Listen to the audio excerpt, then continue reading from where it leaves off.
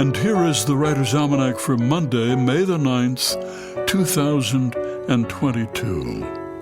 It was on this day, 1960, the Food and Drug Administration approved the sale of the first commercially produced birth control pill, Enovid 10.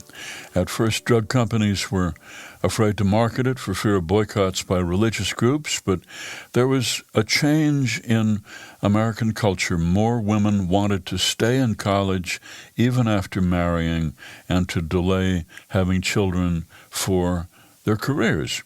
It was a tiny pill, discreet, affordable, almost 100% effective, cost 11 cents to manufacture. It was the first medicine ever designed to be taken by people who were not sick. Today, the number of women completing 4 years of college is about 7 times what it was before the pill was introduced. It's the birthday of the poet Charles Simic, Belgrade, Yugoslavia, born 1938. After the Nazi invasion, his father was arrested, thrown in jail. Simic didn't see his father again for nearly 10 years until the family reunited in Chicago in 1954. In Belgrade, he loved American movies, the asphalt jungle, the naked city. He looked at pictures in Life and Look magazine, pictures of America. First poem he knew was good. He said he wrote in New York City a poem called The Butcher Shop. He was working odd jobs, house painting and selling dress shirts in clothing shops. It was on this day, 1994, South Africa's newly elected parliament chose Nelson Mandela as the country's first democratically elected president. More than 22 million South Africans voted, first time that black citizens had been allowed to participate. Mandela was the overwhelming winner. He had served nearly 30 years of his life as a political prisoner of the South African government under apartheid. He spent most of his sentence in a small cell, no bed, no plumbing. He worked in a quarry.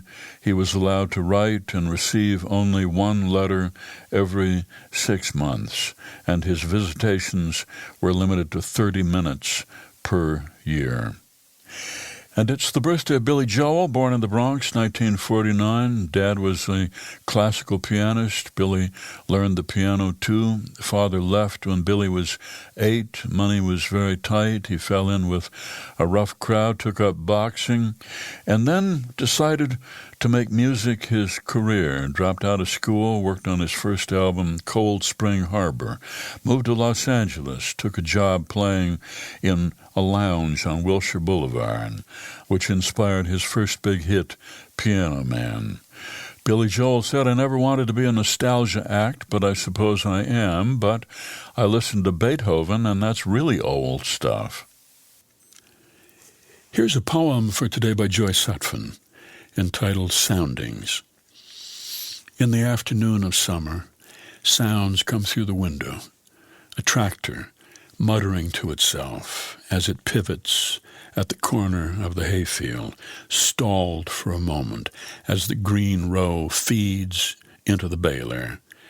The wind slips a whisper behind an ear. The noise of the highway is like the dark green stem of a rose. From the kitchen, the blunt banging of cupboard doors and wooden chairs makes a lonely echo in the floor.